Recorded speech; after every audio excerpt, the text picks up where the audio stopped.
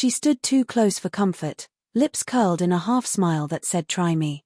Her silver hair shimmered beneath the red emergency lights of the ship, and her eyes, sharp, emerald, untamed, were locked on his. He should have pushed her away. Should have barked an order, reasserted control. But when she whispered, "You think you can tame me, human," something inside him didn't want to resist. He'd been trained to suppress impulse. But she wasn't a mission. She was a challenge he hadn't known he needed. And the more she disobeyed, the more he wanted her to. The order came down at 0600 sharp. Commander Rylan Hart was to assume custody of Zayari of Vate NA, an alien elite warrior and strategic liaison gone rogue. Unauthorized transmissions. Disrespect toward command hierarchy. Seduction used as leverage. They called it insubordination. He called it a distraction wrapped in green curves and defiance. He read the dossier twice, more than he needed to. She wasn't just some diplomat's pet project. Zayari had killed in battle, negotiated ceasefires, and infiltrated enemy fleets. But her latest act, mocking the Supreme Council during a live interspecies broadcast, had pushed too far. They couldn't imprison her, her people would retaliate. But they could hide her. And reform her. So they sent her to him. When she first stepped onto his ship, the Vigilant Flame, she didn't offer a greeting.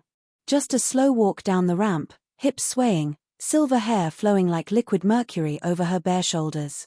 She wore black skin-tight combat leather that clung to her like a second skin. Every male crew member on the deck stopped breathing. Eyes up, Hart snapped, not even glancing their way. She smirked. "You must be the human sent to fix me," she purred, circling him like a jungle predator. He didn't flinch. "I'm the human who'll make you listen." She leaned in, too close. "Then you better speak louder." From that moment, the games began. She refused orders. Tampered with communication systems. Changed temperature settings. Showed up at the training bay drenched in sweat and challenged him to spar. Once, she broadcasted his personal log entry to the entire crew. When he tried to discipline her through standard protocol, she laughed. "Your rules don't scare me, Commander. But you might." That night, he disabled every door on the ship except hers and his. Removed the AI assistant. Set privacy locks only he could control. "I've requested the crew to disembark," he told her at dinner alone, in the mess hall, lights low. She licked the side of her wine glass. "So it's just us now. Until I decide otherwise." A small laugh escaped her lips. "And here I thought you were all bark." "Careful," he said softly. "You're not protected by protocol anymore." The look she gave him then, half amused, half, something else, lodged itself in his mind long after she walked away. Later that night, he paced his quarters. This was insanity. She was dangerous. Reckless. And too damned beautiful. He kept the air conditioning sharp to stay focused, but her scent still lingered in the hallways, some mix of ozone, wild spice, and electric arrogance. When the ship hit a sudden gravity drop, his body slammed into the command console. Lights flickered. The engines screamed, then fell silent. He cursed, accessing diagnostics. A solar flare had fried part of the ship's navigation core, stranding them in unmapped space. Internal systems were failing. No escape pods. No working comms. Just one emergency generator. And Zayari. He activated life support manually. Two-person protocol. She would know what that meant. Within minutes, she was in his doorway, hair slightly damp from a sonic shower, wearing only a light thermal wrap. Her eyes scanned the flickering screens behind him, then settled on his face. "I take it we're stuck. Until I repair the nav. Could take days." She stepped into his quarters without asking. "And in the meantime, you follow my rules." She walked past him, slow, deliberate, pausing just inches away. "Or?" He didn't answer. Just watched her lower herself onto his bed, her wrap slipping dangerously close to revealing too much. She lay there, one leg crossed over the other, and let silence stretch between them like static. "You really think you're in control, don't you?" she asked softly. "I am in control." She tilted her head, like a cat amused by a mouse pretending to growl. "Then discipline me, Commander. The words weren't loud, but they hit like thunder. He stepped forward. Close enough to smell the warmth of her skin. She didn't flinch. In fact, her gaze dared him to make the first move. His fingers hovered just over her chin, not touching, just threatening. Do you want to be punished, Zayari? She smiled. I want to see if you're man enough to do it. He held still. Every part of him screamed for action. But discipline wasn't about rage. It was about control. Last warning, he said. She laughed. I was hoping you'd say that. And with that, she rolled onto her back, playful, fearless, and looked up at him with fire in her eyes. Rylan Hart had been through war zones, alien sieges, betrayal, and loss. But nothing had prepared him for this. The tension in the room turned molten. He knelt on the bed, his hands finally brushing against her skin, and she didn't pull away. But he didn't act, not yet. Discipline, after all, begins with patience. And he was just getting started. She didn't move. She didn't need to. Her entire body spoke in whispers, the slow rise and fall of her chest, the way her green fingers curled into his sheets, the way her eyes sparkled like she was still toying with him even flat on her back. I thought you were going to start, she said, her voice low, playful. Or is that all the threat you've got, Commander? His jaw flexed. She wanted a reaction. He wouldn't give it.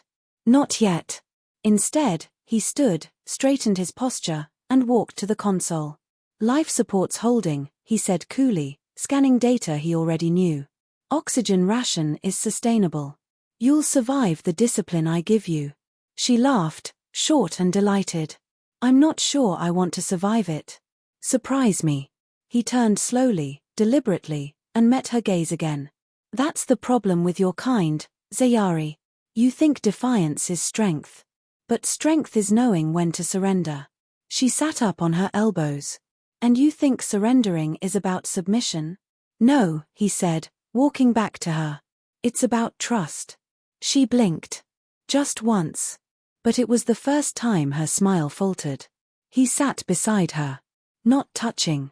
Just, close. For the first time since she boarded the Vigilant Flame, she didn't speak. The air between them thickened, heated by the silence and everything it refused to say. Then, slowly, she shifted. Turned toward him. Her voice had lost its edge. You don't act like the other humans. He didn't respond. They stare. You don't. I stare when I need to. Do you need to now? He looked into her eyes, deep and steady. Yes. She inhaled.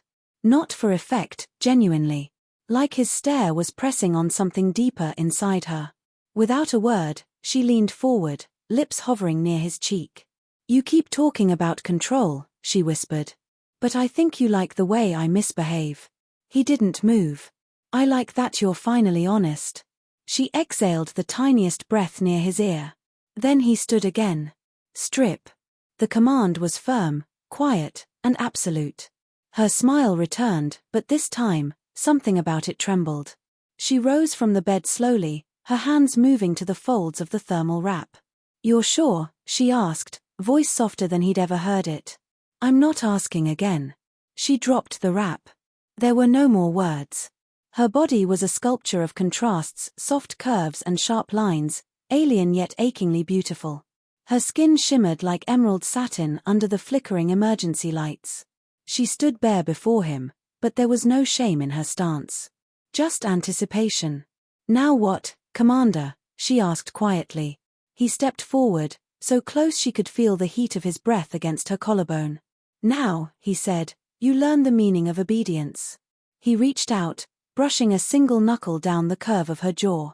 Her body stiffened not from fear, but from the anticipation of what came next. Her hands twitched at her sides. She didn't move away. You've been testing me since you boarded, he murmured. Taunting, mocking, begging for this moment. I never beg, she whispered. You don't have to, he said, lowering his hand to her hip. Your body's been begging all week. And then, he turned her. Not violently. Not cruelly. Just firmly. Her breath hitched as he guided her to the edge of the bed, pushing her forward gently until her knees met the mattress. Place your hands on the sheets, he said.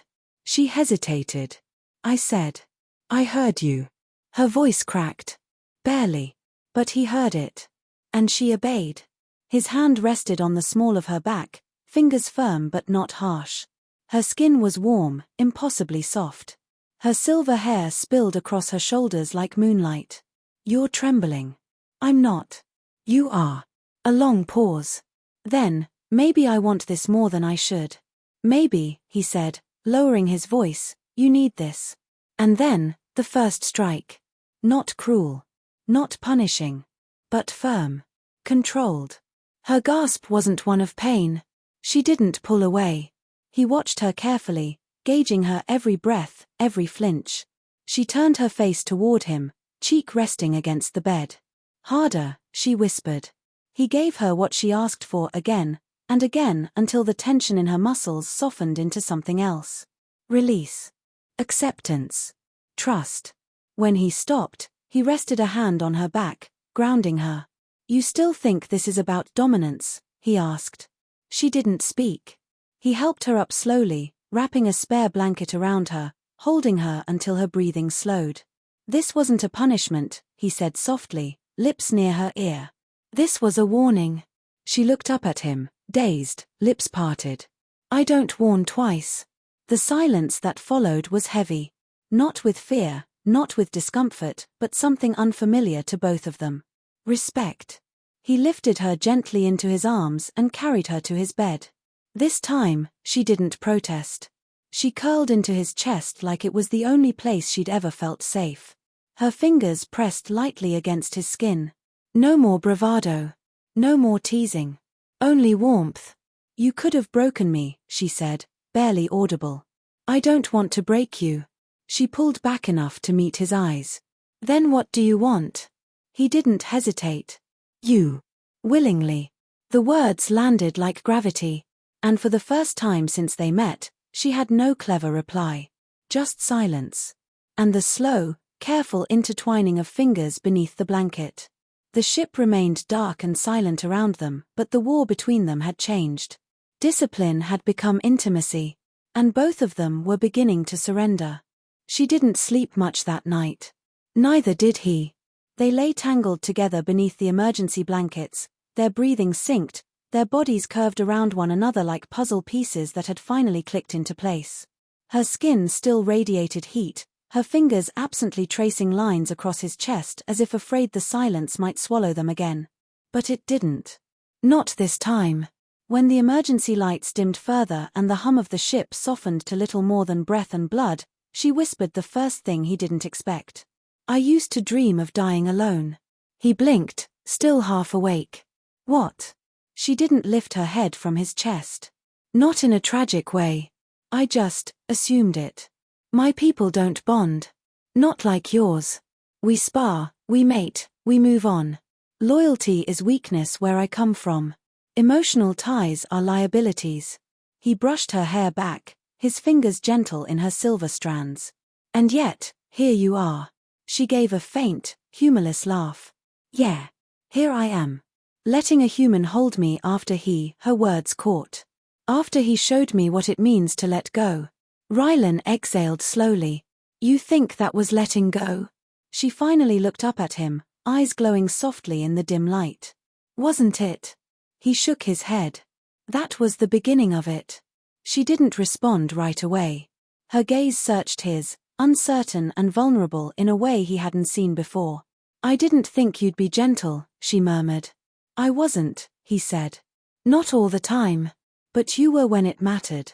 Something cracked in her voice then. Just enough for him to feel it deep, unspoken. A memory trying to surface. He waited. I lost someone, she said. Back when the war first started. His hand found hers, lacing their fingers together. He said nothing. Just let her speak. She was my instructor. My battle partner. We fought together for 3 cycles. Slept in the same pod, shared intel, bled side by side. But we weren't allowed to name it. Love, that is. It wasn't acceptable. And when she died in the Rector assault, they told me to move on. To treat her like any fallen soldier. They gave me 2 hours. Then they reassigned me. Rylan felt the tension in her hand. The way her fingers clutched his tighter, needing something solid. And I did move on, she said, voice brittle. Or at least, I told myself I had. Until you walked onto that dock, all cold-eyed and disciplined and impossible. And I realized I wasn't over anything. He pressed his lips gently to her forehead. I wasn't expecting you either, he said quietly. I thought I was done with connections. Done with losing people. She tilted her face toward his. Who did you lose? My brother. Kaelin. She didn't interrupt. He was 2 years younger. Braver than me. Smarter. He joined the Interplanetary Corps before I did, got deployed to the Garnex front. We were supposed to rendezvous in the Hadion Belt. But when I got there, he was gone. What happened? He stared at the ceiling, jaw clenched. Enemy ship locked onto his signal. He burned up in Reentree. No remains. A long silence stretched between them. Then she shifted, rising onto her elbow to look down at him. Do you hate me for what my people did? He reached up, brushing a thumb along her cheekbone. I hated the war. Not you. You should've, she whispered. Maybe. But I think some part of me knew even then, not every Vaitene is the same. Not every heart is built for war. She leaned down slowly, her lips finding his. It wasn't rushed. It wasn't taunting. It was the first time she kissed him like she meant it. And it undid him. Their bodies moved with less urgency now, no longer trying to prove anything. Her hands explored him like she needed to memorize every scar, every contour. He held her like he never wanted to let go again. The heat between them returned, but it wasn't just fire, it was comfort. Surrender. Home. When they finally lay still, wrapped around each other in the silence of deep space, she pressed her lips against his collarbone and whispered, I don't want this to end. It doesn't have to, he said. But it will, she replied, eyes distant. Once we fix the ship. Once we're back in the system. My people will call me traitor. Yours will court-martial you. He nodded slowly. I know. And you'd risk it. For me. He met her gaze, unwavering. I already did. She closed her eyes. You don't know what they'll do to me. The Vaitene don't forgive disobedience. Emotional compromise is seen as instability. They'll exile me. Strip my rank. And what if we don't go back? He asked quietly. She froze. What? I mean it, he said. We're not tracked. This ship's still off-grid. We finish repairs. Rewire the beacon. Rewrite the logs. We vanish. Together. Her breath caught. You'd disappear for me. No, he said. I'd disappear with you. She stared at him for a long moment. Then, slowly, her lips curled into a quiet, trembling smile. You're insane. Maybe. I like that. Her forehead rested against his. We'd have to lie to everyone. We already are. She kissed him again, slower this time, with all the weight of a future they hadn't yet built but both desperately wanted. And somewhere, far beyond the stars and broken comms, they began to choose each other not just in body, not just in breath, but in rebellion. The repair took 3 days. 3 days of low light, quiet breathing, hushed touches, and shared silences that felt like they held more meaning than most words could. They moved like a team now, without speaking commands. She rerouted auxiliary power. He rebuilt the navcore by hand. She balanced plasma flow. He reprogrammed the ship's identity beacon. Each step, done side by side, silently threading a new bond between them. And on the final morning, when the screen blinked green, ready for RE launch, neither of them smiled. Because they both knew what it meant. We can go back, he said, hands resting on the console. Zayari stood behind him, arms crossed loosely. And face a court-martial. Exile. Chains. Questions neither of us want to answer. He nodded slowly. Or, we don't. She stepped closer, her voice soft. Are you sure? You're the only thing I've been sure of in years. A long pause. Then she reached past him and slid her hand across the panel, inputting coordinates manually, far off the trade routes, near a green moon orbiting a quiet, unnamed sun. There's a place there, she said. Old Vatenay training ground. Forgotten. Lush. Isolated. Livable. And no one will find us. No one ever goes there. He looked at her. Then that's where we disappear. As the engines hummed to life, she stepped away from the console and into his arms, curling into his chest like a secret made real. Rylan, she whispered. He didn't speak. Just held her tighter. She'd never said his name like that before, not as a tease. Not as a challenge. But as a vow. The ship jumped into lightspeed silently, leaving behind nothing but a falsified log entry, engine failure. No survivors. It was enough to end the story they were expected to live. Now, they could write their own. The green moon was even more beautiful than she described. Vines as thick as cables curled around ancient metallic ruins. Crystal-clear pools reflected 3 soft suns that moved in slow, lazy arcs across the lavender sky. The air tasted like wild herbs and ozone. Somewhere in the trees, alien birds whistled haunting, flute-like notes that echoed through the valley. They found an old bunker, half-collapsed, but solid. With time and work, they turned it into something livable. Not a fortress. Not a war station. Just a home. He built solar arrays. She cultivated alien fruits from seeds embedded in the ruined soil. They learned to sleep without boots by the door, without guns within reach. At night, they lay beneath the stars and told each other the stories they never dared speak aloud. She sang songs from her childhood, strange, sharp, and mournful. He read her poetry he had written after the war, lines about pain, about silence, about missing things he didn't know how to name. They made love often, but never as a game, never as a contest. Sometimes it was urgent, full of need. Sometimes slow, reverent. But always mutual. Always deep. Once, she whispered, I used to think strength meant never letting anyone close. He pulled her tighter. And now? Now I know it means letting the right person in and knowing they won't destroy you. They never spoke of going back.